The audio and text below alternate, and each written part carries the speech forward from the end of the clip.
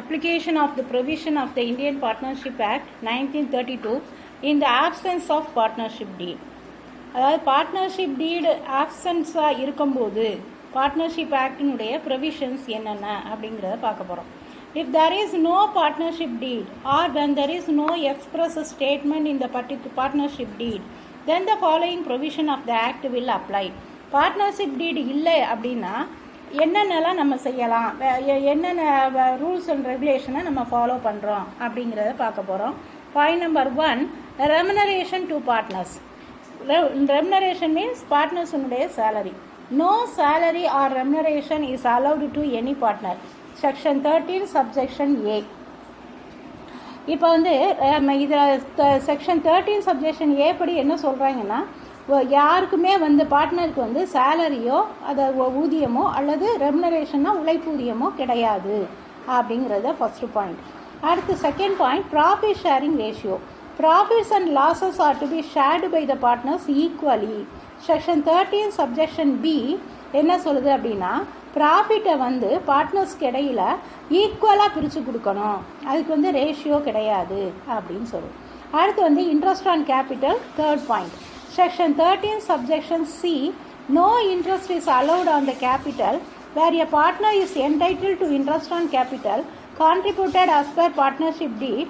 Such interest on capital will be payable only out of profits.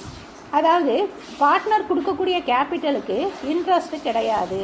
அப்படி interest கொடுக்கணும் அப்படின்னு சொன்னால் அந்த பார்ட்னர்ஷிப்பில் ப்ராஃபிட் வந்தால் மட்டும் நம்ம வந்து இன்ட்ரெஸ்ட் கொடுக்கலாம் அப்படின்னு சொல்லுது section 13 subsection C. Interest on loans advanced by partners to the firm. Interest on loan is to be allowed at the rate of 6% per annum. Section 13 subsection D. இந்த செக்ஷன் படி partner கொடுக்கக்கூடிய loan, பார்ட்னர்ஷிப்புக்கு கொடுக்கக்கூடிய லோனுக்கு interest வந்து 6% allow பண்ணலாம், 6% கொடுக்கலாம் அப்படின்னு சொல்லுது. Interest on drawings, no interest is charge on the drawings of the partner. பார்ட்னர்ஸுக்கு டிராயிங்ஸ் அவன் எடுக்கக்கூடிய எடுப்பு கணக்குக்கு அவனுக்கு இன்ட்ரெஸ்ட் கிடையாது. So these are the provisions of the Indian Partnership Act 1932 in the absence of partnership deed.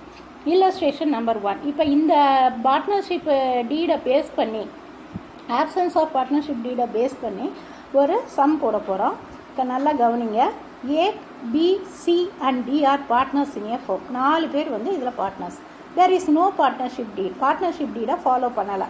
How will you deal with the following? இதில் ஒவ்வொரு பாயிண்ட்டுமே வந்து எப்படி நம்ம வந்து டீல் பண்ண போகிறோம் அப்படின்னு கொடுத்துருக்கு. இப்போ ஃபஸ்ட்டு பாயிண்ட் என்ன சொல்லியிருக்குன்னா, A has contributed maximum capital.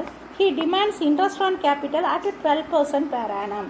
அப்போ என்ன சொல்லியிருக்கான் அப்படின்னா, A வந்து மேக்ஸிமம் கேபிட்டல் கான்ட்ரிபியூட் பண்ணியிருக்கான். அதனால மேக்ஸிமம் மீன்ஸ் அதிகமான அளவு கேபிட்டல் பார்ட்னர்ஷிப்பில் போட்டிருக்கான். அதனால அவன் டிமாண்ட் பண்ணுறான் இன்ட்ரெஸ்ட் ஆன் கேபிட்டல் 12% எனக்கு கொடுக்கணும். ஆனால் ரூல் என்ன சொல்லுதுன்னா, இன்ட்ரெஸ்ட் ஆன் கேபிட்டல் வந்து no interest is allowed to the capital, allowed on the capital where a partner is entitle to interest on capital contributed as per partnership deed. Such interest on capital will be payable only out of ப்ராஃபிட்ஸ்ன்னு சொல்லுது. So இங்கே வந்து no interest on capital. இப்போ இதுக்கு வந்து எப்படி நீங்கள் solution எழுதணும் அப்படின்னு சொன்னால் கீழே பாருங்கள். Since there is no partnership deed, provision of the Indian Partnership Act 1932 will apply. Partnership deed இல்லாத போது Partnership Act 1932 உள்ள ப்ரொவிஷன்ஸை அப்ளை பண்ணுறோம். அப்போ அது என்ன அப்படின்னா, no interest on capital is payable to any partner. எந்த பார்ட்னருக்கும் கேபிட்டலுக்கு இன்ட்ரெஸ்ட் கொடுக்க தேவையில்லை. Therefore A is not entitled to interest on capital. அதனால Aக்கு இங்கே கொடுக்க தேவையில்லை. அதுதான் ஃபஸ்ட்டு பாயிண்ட்டுக்குரிய ஆன்சர். நீங்கள் இப்படி எழுதுனா போதும். செகண்ட் பாயிண்ட் வந்து, B has withdrawn ₹1000 per month. ஒரு மந்த்துக்கு B வந்து 1000 ரூபாய் வந்து வித்ட்ரான் பண்ணுறான், எடுக்கிறான். Other partner ask B to pay interest on drawings at 10% per annum to the firm, but B does not agree to it.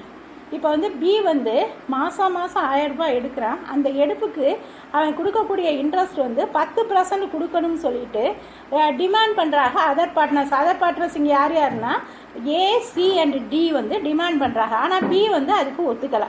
இப்போ rule என்ன சொல்லுது அப்படின்னா, இப்போ வந்து இது எதுக்கு எடுப்பு கணக்கு கொடுக்கக்கூடிய இன்ட்ரெஸ்ட். அப்போ interest on drawings, no interest is charge on the drawings of the partner எடுக்கக்கூடிய டிராயிங்ஸுக்கு இன்ட்ரெஸ்ட் கொடுக்க தேவையில்லை.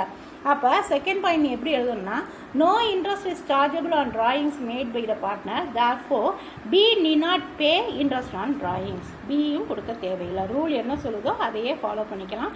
பி வந்து இன்ட்ரெஸ்ட் வந்து கொடுக்க தேவையில்லை. அடுத்து third one, loan advanced by C to the firm is rupees 10,000.